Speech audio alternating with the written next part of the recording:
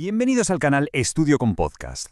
Hoy vamos a ver el título V, Ordenación de la actividad profesional, y vamos a continuar con el capítulo 1, Planificación de recursos humanos, una parte absolutamente fundamental y muy rigurosa. Así que, sin más rodeos, empezamos directamente con la ley.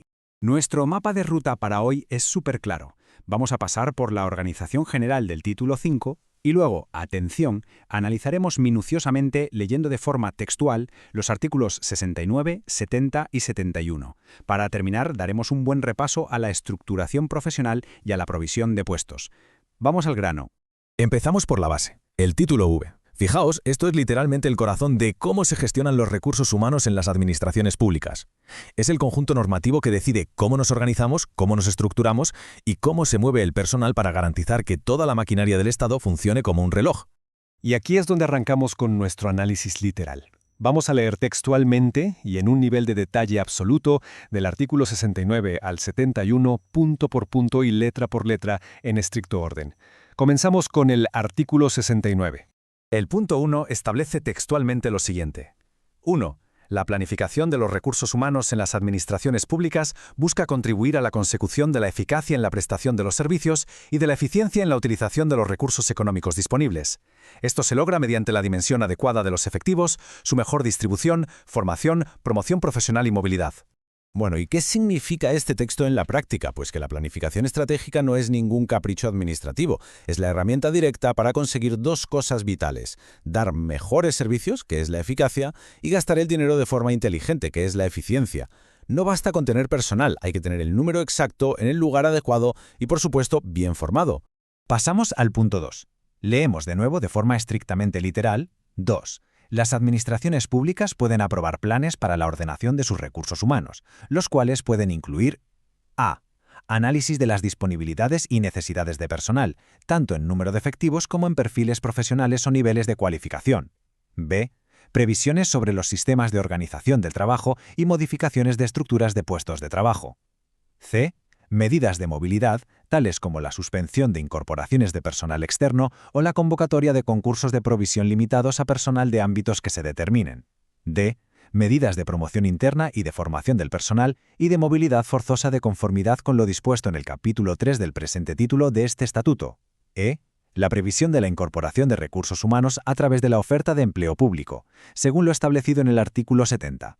Fijaos cómo esos incisos legales tan técnicos se traducen en la realidad en 5 pasos superlógicos de un plan de recursos humanos.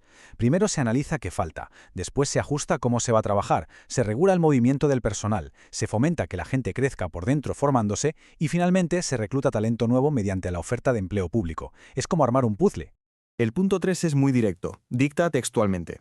3. Cada administración pública planificará sus recursos humanos de acuerdo con los sistemas que establezcan las normas que les sean de aplicación. Un apunte rapidísimo sobre esto. Básicamente confirma que, siempre respetando las normas básicas, existe una independencia para que cada administración diseñe sus propios sistemas.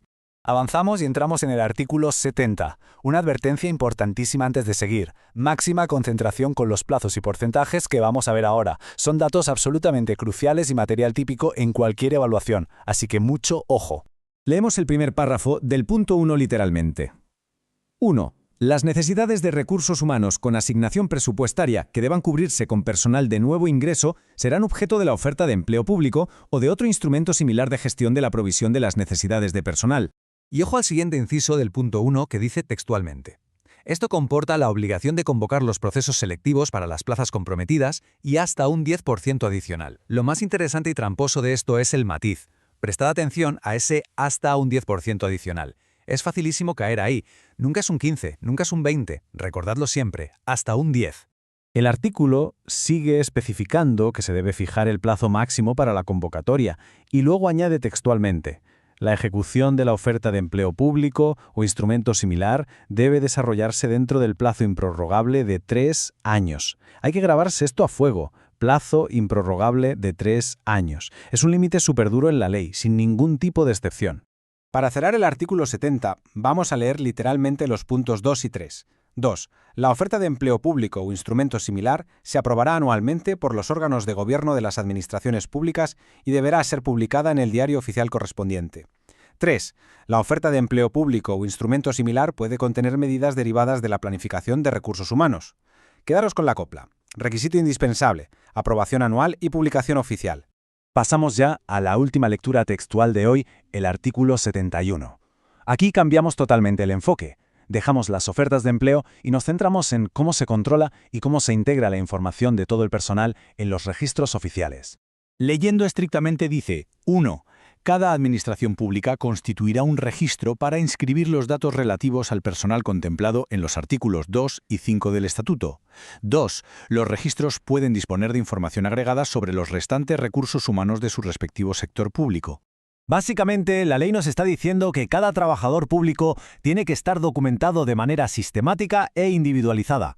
Sin embargo, permite usar información agregada, es decir, coger datos en conjunto para sacar estadísticas o tener visiones globales, sin tener que exponer los detalles individuales de nadie. Y los últimos 3 puntos del artículo dicen literalmente: 3. Se establecerán los contenidos mínimos comunes de los registros de personal y los criterios para el intercambio homogéneo de la información entre administraciones, mediante convenio de conferencia sectorial, respetando la legislación de protección de datos de carácter personal. 4.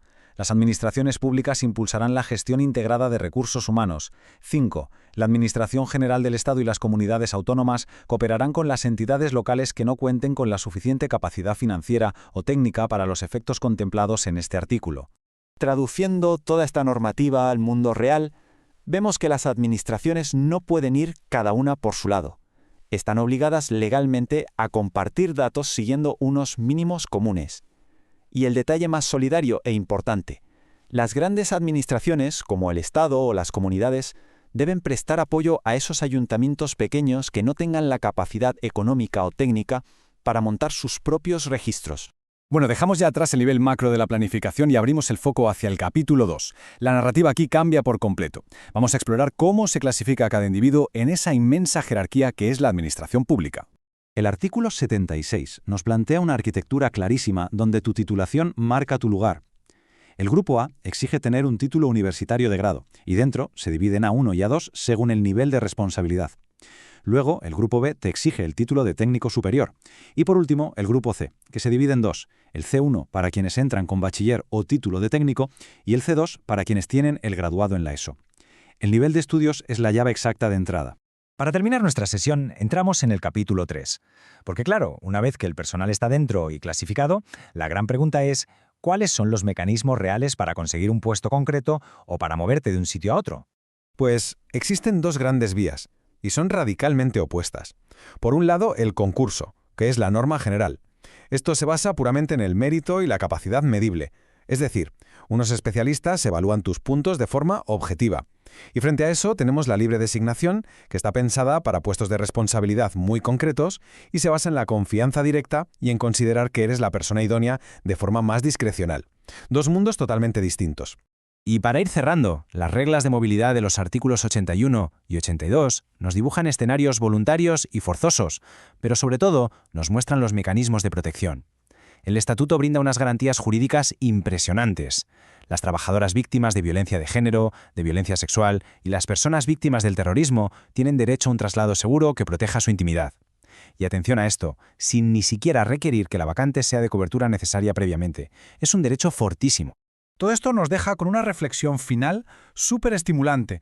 ¿Cómo equilibramos de verdad la obligación de ser eficientes en la administración con garantizar los derechos de movilidad de los empleados públicos en un laberinto normativo tan complejo? Es sin duda una cuestión clave para reflexionar.